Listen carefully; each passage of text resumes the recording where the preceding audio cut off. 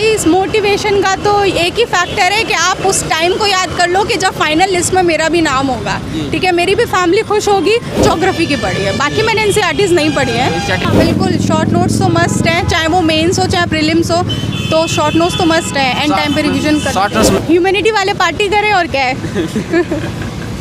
कई बार question repeat हो रहे हैं और अब देखा जा रहा है कि जो क्वेश्चंस है वो सीधे सीधे रिपीट नहीं होते हैं, 2-3 क्वेश्चन मिक्स करके रिपीट हो रहे हैं। पता चलता है कि कहीं पे दंगा हुआ है और वहाँ पर आपके साथ सिर्फ महिला सहयोगी हैं, तो ऐसी फिर स्थिति में आप कैसे सिचुएशन को हैंडल करोगे।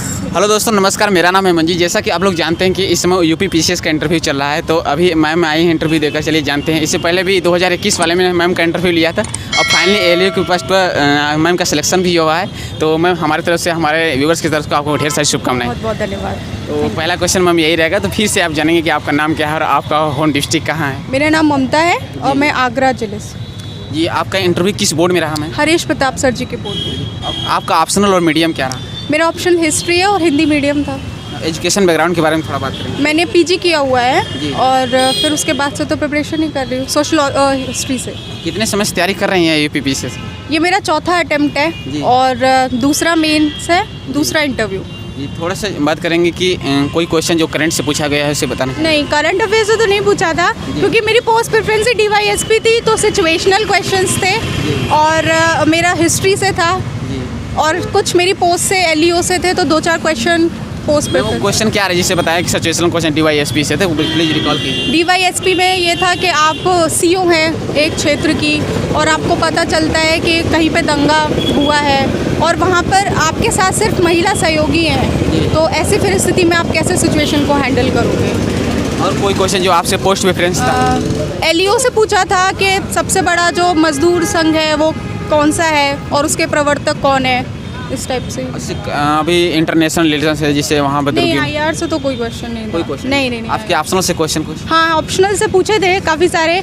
एक तो नॉर्मल क्वेश्चन थे कि सभ्यता संस्कृति में क्या डिफरेंस होता है, अकबर का पूछा था, रेवेन्यू पॉलिसी पूछी थी और तो भी मुझे अच्छे से याद नहीं आ रहे हैं। हाँ, यही क्वेश्चन थे, मतलब हिस्ट्री से भी पूछे थे काफ़ी। और कोई मैम जैसे कि फंडामेंटल राइट्स आर्टिकल्स, कोई आर्टिकल? नहीं, कोई आर्टिकल वगैरह से नहीं थे, मेरा पोस्ट प्रेफरेंस को लेकर था और एलईओ से था, इसीलिए 2-4 क्वेश्चन 1-2 उससे थे। और स्कीम योजनाएं से, योजनाएं जो श्रम विभाग से या श्रम लेबर से रिलेटेड जो भी स्कीम्स हैं उन्हीं को पूछा था और आप कैसे इम्प्लीमेंट करोगे उन्हें, तो ये पूछा था। तो मैम आप जानेंगे कि यूपी पीसीएस का प्रीलिम्स आने वाला है 14 मई को। इस समय रजिस्ट्रेशन भी 3 मार्च से स्टार्ट है, तो उसके लिए क्या स्ट्रेटजी होनी चाहिए जो न्यू स्टूडेंट को कैसे अपने आप को प्रिपेयर करती है? सबसे पहले तो पेशेंस रखना सीख लो, पेशेंस मस्ट है।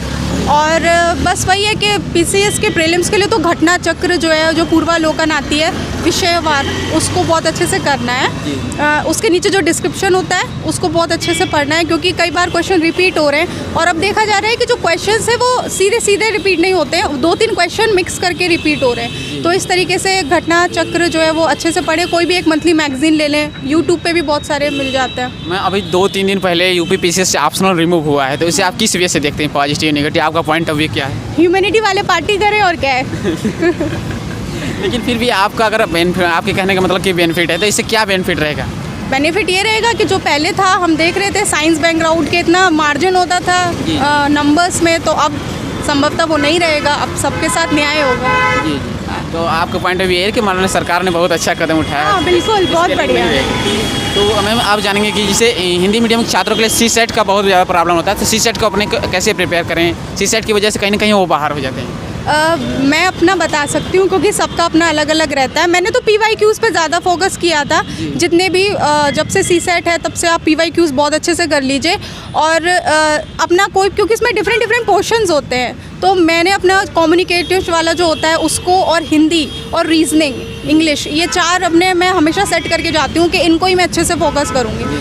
तो बस आप जो भी आपका स्ट्रॉन्ग पोर्शन है आप उसको अच्छे से कर लीजिए। PYQ सफिशिएंट है अगर बात करें तो? केवल मेरे लिए तो सफिशिएंट है, बाकी सबका अपना अपना होता है। शॉर्ट नोट्स बनाना चाहिए कि नहीं? हाँ, बिल्कुल शॉर्ट नोट्स तो मस्ट हैं, चाहे वो मेंस हो चाहे प्रीलिम्स हो, तो शॉर्ट नोट्स तो मस्ट है, एंड टाइम पे रिवीजन कर। शॉर्ट नोट्स बनाते समय किन किन चीज़ों का मतलब ध्यान रखें, ज़्यादा लेंदी ना हो ऑनलाइन, और कैसे मतलब अब बनाएं? घटना चक्र जैसे पढ़ रहे हैं तो अब जो क्वेश्चंस आते हैं उनका तो बनाने का कोई मतलब नहीं है। पहले एक बार रीडिंग कर लो, फिर सेकंड रीडिंग में जो इंपॉर्टेंट लग रहे हैं बस उन्हीं को लिखो।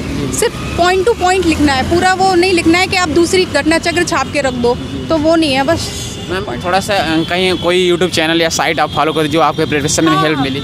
प्रीलिम्स के लिए तो मैं जय हो स्टडी और स्टडी फॉर सिविल सर्विसेज का प्रीलिम्स का करती हूँ, और एक मंथली मैगजीन विजन प्रेफर करती हूँ। और मेंस के लिए यूपीएससी हिंदी चैनल है, यूट्यूब चैनल है, बहुत सपोर्टिव है, तो मेंस के लिए मैंने वहाँ से प्रिपरेशन की। मेंस के लिए जो स्टैंडर्ड बुकें हैं जैसे history, political, GS1, GS2, GS3, तो उसके लिए आपने क्या ये पढ़ा? तो सबको लेकिन फिर भी पता मार्केट ही में बहुत होता सारी है, चीज़ें हैं मैम। बहुत पता ही होता है। पॉलिटी के लिए लक्ष्मीकांत, NCERT पढ़िए आप, है ना, तो वो तो नॉर्मल है। जो एक सीरियस एस्पिरेंट है उसको नॉर्मली बुक्स पता होती ही है। तो एक बेस्ट आंसर लिखने की मेंस में क्या क्या क्वालिटी होनी चाहिए, जैसे ऑथेंटिक और नंबर इंक्रीजिंग हो, ज़्यादा मार्क्स मिले, सारा खेल लिखने का ही है मैम? हाँ बिल्कुल। पहली बात तो टाइम मैनेजमेंट जी। बहुत इंपॉर्टेंट है, क्योंकि आपको सिर्फ एक परफेक्ट टाइम में ही सारा पेपर कंप्लीट करना होता है, तो टाइम मैनेजमेंट है। दूसरा, आंसर में जो है वो रेशियो रखना चाहिए। जो स्टार्टिंग है इंट्रो वो 20% रखना चाहिए, 20 to 15%, और बाकी का 70% समथिंग आप मेन बॉडी कीजिए, कंक्लूजन 10 to 15%।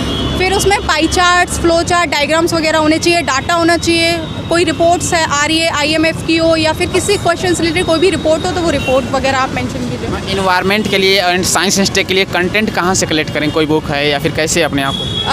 एनवायरनमेंट के लिए मैंने तो दृष्टि की पढ़ी थी, जो कोई बुक आती है, और साइंस के लिए तो मैंने घटना चक्र से ही किया था, उसके PYQs ही इनफ होते हैं। इंटरव्यू देने से पहले मैम कोई आपने मॉक इंटरव्यू दिया था? हाँ, मैंने मॉक इंटरव्यू इस बार ज़्यादा नहीं दिए, पिछली बार थोड़े ज़्यादा दिए थे, इस बार 2 ही मॉक। तो अभी आप रियल इंटरव्यू देकर आ रही हैं, तो अगर बात करें difference between mock interview and real interview, क्या अंतर है? सेम तो ये है कि बस कॉन्फिडेंस डेवलप हो जाता है, आप बोलने की स्थिति में आ जाते हो, थोड़ा सा स्माइलिंग की स्थिति में आ जाते हो, जो आपकी वहाँ पे कमी होती है वो पता चलता है। बाकी अगर यहाँ की बात करें तो बहुत ही कॉर्डियल माहौल था, मतलब ऐसा लग रहा था कि हम बस किसी बहुत ही सीनियर पर्सन से बस एक हमारा व्यू ले रहे हैं और हम बड़े आराम से बातचीत कर रहे हैं किसी भी मुद्दे पर, तो बहुत सही था। मैम टाइम, कई बार कमेंट्स करते हैं कि मुझे ये भी पूछ लिया करें टाइम मैनेजमेंट कैसे करें अपने आप को, मतलब कि पूरा दिन बीत जाता अब टाइम मैनेजमेंट, कोई तो 8 घंटे पढ़ने वाला होता है, कोई सुबह पढ़ने वाला होता है, कोई रात में पढ़ने वाला होता है, तो ये तो अपनी सुविधा के अनुसार आप देख सकते हैं। जिसको दिन में पढ़ना है तो वो अपना उस हिसाब से मैनेज करे, किसी को जॉब भी करनी है, किसी को सिर्फ पढ़ना ही है, तो वो तो आप अपने हिसाब हम से। जो न्यू स्टूडेंट में बेसिक कहाँ से स्टार्ट करें? NCERTs पढ़िए और सिलेबस देखिए, क्योंकि वही बाइबल है, तो सिलेबस अच्छे से देखिए। विदाउट NCERT नहीं हो सकता मैम? नहीं, मैंने तो सारी NCERT नहीं पढ़ी है, मैं बिल्कुल बोलूँ।